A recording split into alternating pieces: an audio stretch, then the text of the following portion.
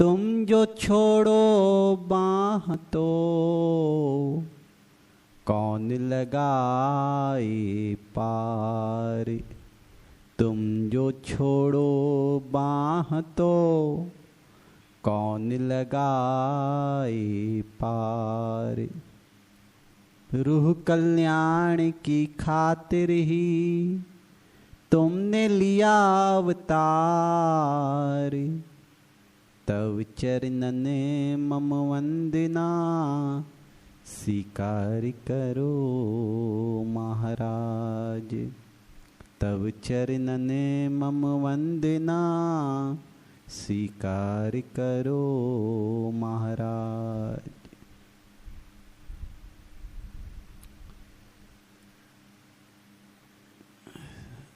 सज्जनों, हमारे महापुरुषों ने बहुत सुंदर समझाया है कि दूसरों को जानने में उम्र अपनी गंवाओ मत। दूसरों को जानने में उम्र अपनी गंवाओ मत। खुद को जान लो, खुद से दूर जाओ मत। हम दूसरों को क्यों जानना चाहते हैं, दूसरों में रस क्यों लेते हैं? क्योंकि मन की एक चालाकी है। मन जो है बड़ा चालाक है। वो कहता है सुख जो है दूसरे में है।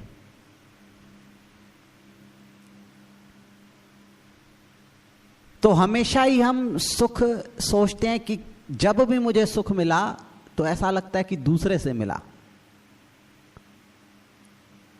और ये बात हमें समझ में नहीं आती कि अगर हमें सुख मिला है तो दूसरे से नहीं मिला, स्वयं से मिला है।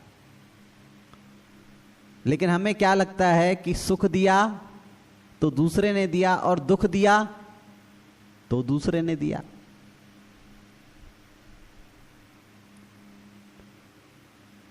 अब इस अज्ञानता में हमारा पूरा जीवन गुजर जाता है, पूरी उम्र गुजर जाती है। और ये अज्ञानता वैसी की वैसी बनी रहती है। इसलिए कहा गया कि मोह सकल व्याधिन कर मूला। मोह का मतलब होता है अज्ञान। हमारे शास्त्रों में मोह सकल व्याधिन कर मूला जो लिखा, उसका मतलब होता है अज्ञान। तो हमारे साथ होता क्या है, हमारे मन को एक पहलू दिखता है, दूसरा पहलू कभी नहीं दिखता। ऐसे समझें, अभी मैं आपको दिख रहा हूं, ठीक है ना? अब पीछे से भी दिख रहा हूं क्या? ठीक से देखो, पूरा दिख रहा हूं कि आधा दिख रहा हूं?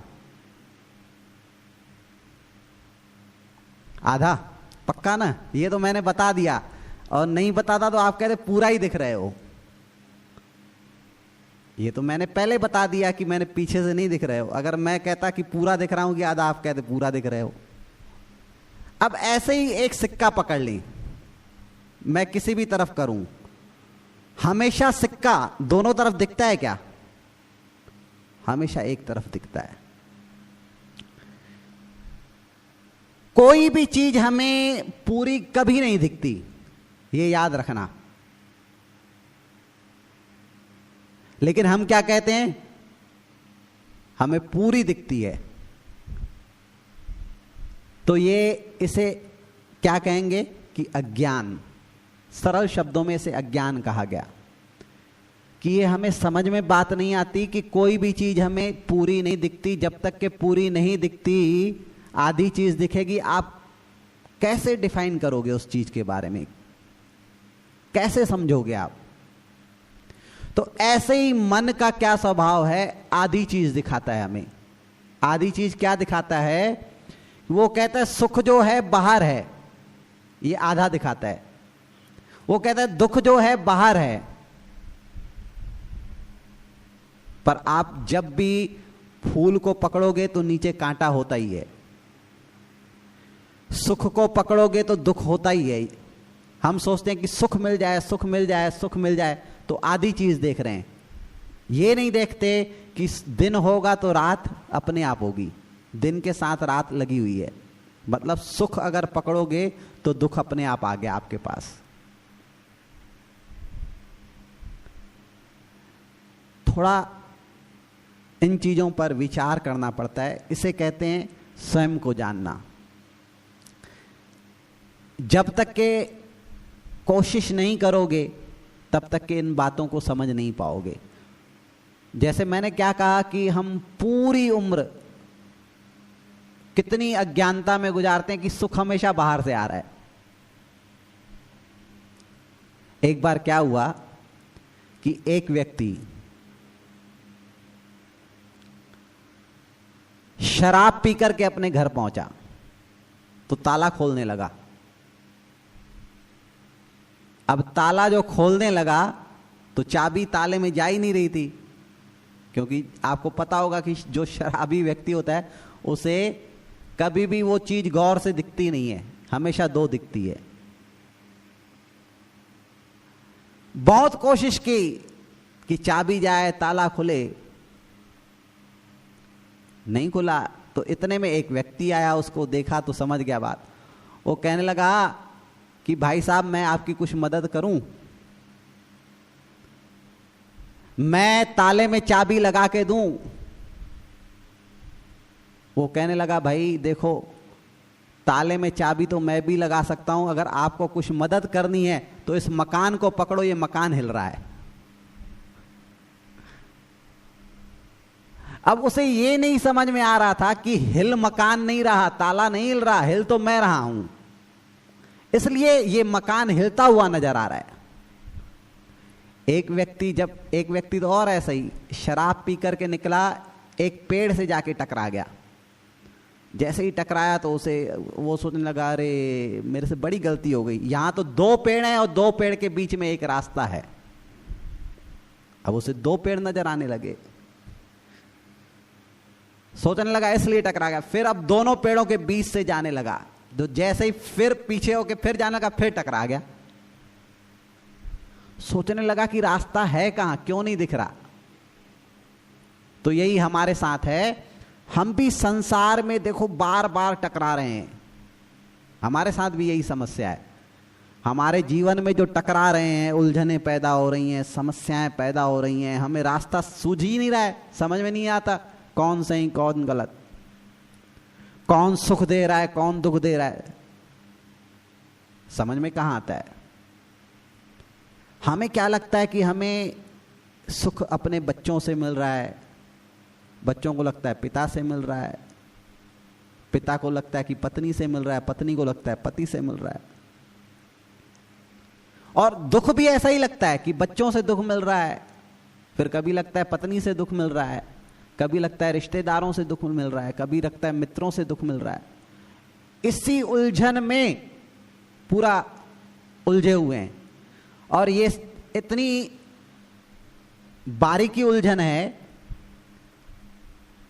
अगर सुलझाओगे तो 1 मिनट में सुलझ जाएगी, नहीं सुलझाओगे तो हमारा हाल उसी शराबी के जैसे है कि वो चाबी अंदर ही नहीं जा रही। वो ऐसा क्यों हो रहा है हमारे साथ? हमें सुख अपने अंदर क्यों नहीं नजर आ रहा, दूसरों में क्यों नजर आ रहा है सुख दुख? क्योंकि हमारी चेतना जो है वो हिल रही है, वो स्थिर नहीं है। हमें जीवन का एक ही पहलू दिख रहा है, दूसरा पहलू दिख ही नहीं रहा।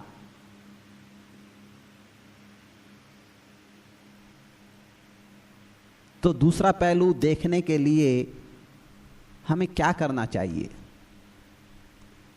स्वयं में जाना चाहिए, स्वयं को समझना चाहिए। इसलिए महापुरुषों ने कहा दूसरों को जानने में उम्र अपनी गंवाओ मत। दूसरों को जितना हम क्या कहते हैं, पूरी उम्र हम सोचते हैं कि ये सुधर जाए, वो सुधर जाए, वो सुधर जाए, वो सुधर जाए, वो सुधर जाए, मैं सुखी हो जाऊंगा। लगे ही इसी बात में पड़े हैं, पर कभी ये नहीं सोचते कि हम सुधर जाएं तो शायद सुखी हो सकते हैं। ये कोई नहीं सोचता। इसी भूल भुलैया में पूरी उम्र व्यतीत हो जा रही है। हमारे महापुरुषों ने एक बहुत सुंदर कथा बतलाई है कि एक बार क्या हुआ कि एक राजा अपने राज्य से निकला तो उसे कुत्ते ने काट लिया। राजा को बड़ा गुस्सा आया, उसने मंत्री से जाकर के सलाह की, मंत्री से कहने लगा कि राज्य में कुत्ते बहुत हैं, सबको मार दो। मंत्री थोड़ा विचारवान था, कहने लगा महाराज सब कुत्तों को मारने का पाप क्यों ले रहे हो आप? तो राजा ने कहा लेकिन अब कैसे करें? तो बोले महाराज आप निश्चिंत हो जाओ, मैं इंतजाम करता हूं। तो मंत्री ने क्या किया, एक बहुत बड़ा कमरा कांच वाला बना दिया, उसमें कांच चारों तरफ लगा दिए। अब एक एक कुत्ते को पकड़ करके उस कांच वाले कमरे में बंद कर देते, खाना भी रहता, भोजन रहता, लेकिन कुत्ता जैसे ही अंदर जाता तो चारों तरफ वो कुत्ते दिखते थे। वो सोचता था इतने कुत्ते, और वो भी नए, आपको तो पता है वो नए कुत्ते देखते हैं तो भौंकते हैं, वो भौंकना शुरू करता, भौंक करके जैसे झपटता तो वो भी उधर से झपटता हुआ नजर आता, भौंक भौंक करके शाम तक के खुद ही मर जाता था।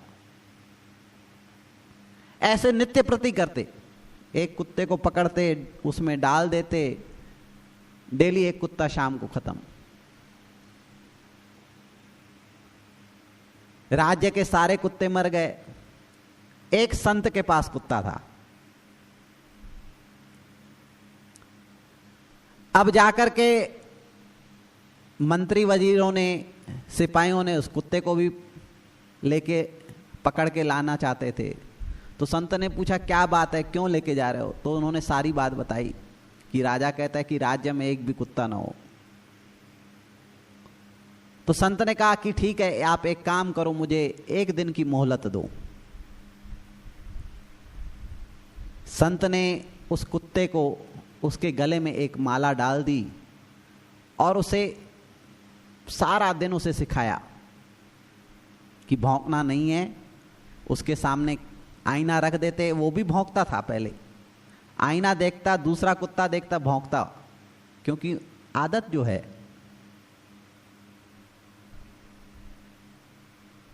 लेकिन धीरे धीरे इशारा करते करते महात्मा जी ने इशारा किया कि तू गले में अपनी माला देख, तू तो वही है। उधर भी माला दिखाते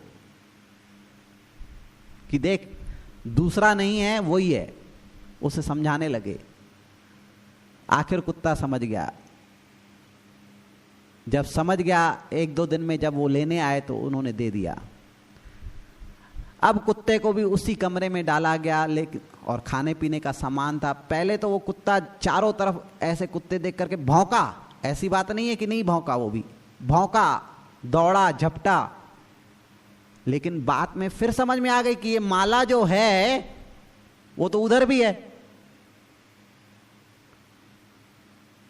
और सब तरफ है, मतलब ये दूसरे हैं नहीं। धीरे धीरे उसको समझ में आई बात। बढ़िया मजे से जो वहां खाना पीना पड़ा था खा करके सो गया, मजे से सो गया। शाम हुई, मंत्री ने सोचा ये भी मर गया होगा, लेकिन देखा ये तो जिंदा वापस निकल आया कि कमाल हो गया। जाकर के संत जी से जाकर के पूछा महाराज आपने क्या सिखा दिया इसको, ये मरा नहीं? तो संत जी ने सारी बात बताई कि हमने बताया कि भाई दूसरा कुत्ता है ही नहीं, जो है वही कुत्ते हैं। बस ये कथा जो है लगभग लगभग हम लोगों पर लागू होती है। संसार में हम जितना भी सोचते हैं कि दूसरे हैं, दूसरे में सुख है, दूसरे में दुख है, उससे लड़ना चाहते हैं। जैसे वो कुत्ता लड़ रहा था, जबरदस्ती लड़ रहे थे, तो हम सोचते हैं कि दुख दूसरे से मिला, हम लड़ते हैं, सुख दूसरे से मिला, हम उससे चिपकते हैं। तो हम भी ऐसे ही सुबह से शाम, यानी उम्र की, जीवन के उम्र की सुबह से शाम तक के हम इन्हीं लड़ते लड़ते लड़ते आखिर उम्र खत्म हो जाती है। और ये संसार क्या है? रिफ्लेक्शन है। भगवान ने भी ये कांच बना दिए, ये सब कांच ही हो आप, हम सब कांच हैं,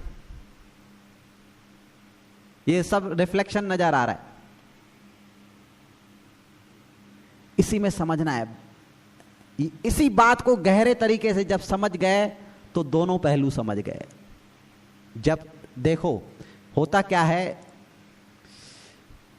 कि आज आप समझोगे कि समझ गए, रोज मैं भी यही समझता हूं कि मैं भी समझ गया।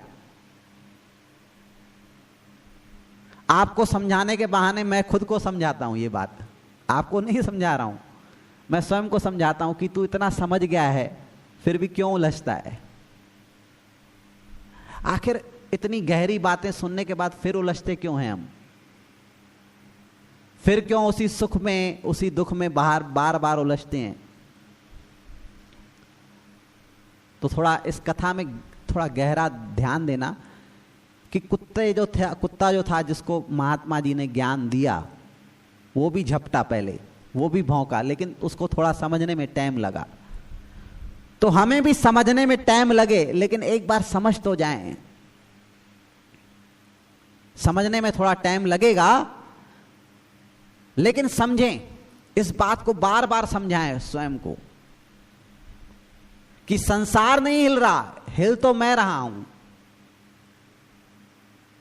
इसलिए ताले में चाबी नहीं लग रही। पेड़ दो नहीं है, जहां मैं टकरा रहा हूं, जहां रास्ता दिख रहा है वहां टकरा जा रहा हूं। रास्ता दिखता है फिर भी टकरा जाते हैं। तो असल में क्या है कि हमने जो शराब पी रखी है वो माया की शराब है। वो हमें दो दिखाती है और हमेशा ही टकराते रहते हैं। इस बात को समझने के लिए थोड़ी मेहनत करनी पड़ती है, और वो मेहनत है संतों का संग। जैसे कुत्ते को संतों का संग था, तो उन्होंने समझाया इशारा कर करके कि देख, दो नहीं है, एक ही है, ये तेरा रिफ्लेक्शन है, तू उसी से बार बार टकराएगा। ऐसे ही महापुरुष हमें भी बार बार समझाते हैं कि ये संसार जो है ये कुदरत का रिफ्लेक्शन है। जबरदस्ती माया फंसाती है, जबरदस्ती उलझाती है, जबरदस्ती दुखी करती है। तो हमें लगता है कि सुख दुख जो है दूसरे से मिलता है। इंसान का मन हमेशा ही दूसरे में सुख दुख खोजता है। ये मन बड़ा चालाक है, इसलिए हमें वो अपने अंदर नहीं जाने देता। ध्यान क्यों नहीं करने देता मन? मन बड़ा चालाक है। उसे समझ में आ गई ये बात कि अगर ये अंदर गया तो स्वयं को समझ जाएगा, ये सुख दुख से पार हो जाएगा। पर आप एक बात ऐसे समझो, आपका कोई ग्राहक हो मोटा, अच्छा लेन देन वाला, तो आप उसे छोड़ते हो क्या? कैसे छोड़ दोगे आप? छोड़ोगे ही नहीं, किसी भी कीमत पे नहीं छोड़ोगे कि इतना अच्छा ग्राहक। तो आप भी मन के इतने अच्छे ग्राहक हो, तो आपको कैसे छोड़ दे वो? आप मन के बढ़िया ग्राहक हो, मन आपको जैसा चाहे वैसा नचा लेता है, तो कितने अच्छे ग्राहक हो आप। अब आपको मन कैसे छोड़ेगा, आप ये बताओ? मन कभी नहीं छोड़ेगा आपको। आपको छूटना पड़ेगा, आपको समझना पड़ेगा कि मैं जिसका ग्राहक हूं ना, वो मन मुझे रोज ठगता है। वो आपको समझना पड़ेगा। जिस दिन उसकी ठगी पकड़ में आ जाएगी, आप उससे क्यों माल लोगे? आपको समझ में आएगा कि ये मेरे से ज्यादा लूटता है, कम नहीं बहुत ज्यादा लूटता है मन, तो आप उससे बचना चाहोगे। पर मन से बचना कोई मामूली खेल नहीं है, क्योंकि जन्मों जन्मों के ग्राहक हैं हम उसके, थोड़े नहीं, जन्मों जन्मों के हैं। तो ये मन जो है बड़ा चालाक है, बड़ा चालाक है। हमें सुख भी दूसरे में दिखता है, दुख भी दूसरे में दिखता है। एक्चुअली सुख दुख जो है हमारे ही हैं। अगर हम दुखी होते हैं, सुखी होते हैं, ये समझना शुरू करें कि हमारे ही हैं, बस हमें एक पहलू दिख रहा है, दूसरा नहीं दिख रहा। तो दूसरे पहलू को भी देखने की कोशिश करें। दिखेगा नहीं, पर कोशिश करें समझने की, देखने की, तो शायद दिखे, शायद समझ में आ जाए। और शायद हम सुख दुख जो दूसरे में ढूंढते हैं, वो स्वयं में जब अंदर जाएंगे ध्यान में, तो सुख दुख से जब सुख दुख दोनों हट जाएंगे तो क्या बचता है? सिर्फ आनंद। तो हम सच्चे आनंद की प्राप्ति के लिए ही मनुष्य जीवन में आए हैं और महापुरुषों की संगत में आए हैं। तो हम उस सच्चे आनंद को प्राप्त करने की पूरी पूरी कोशिश करें और अपने जीवन को सुखमय बनाएं। बोलो जयकारा।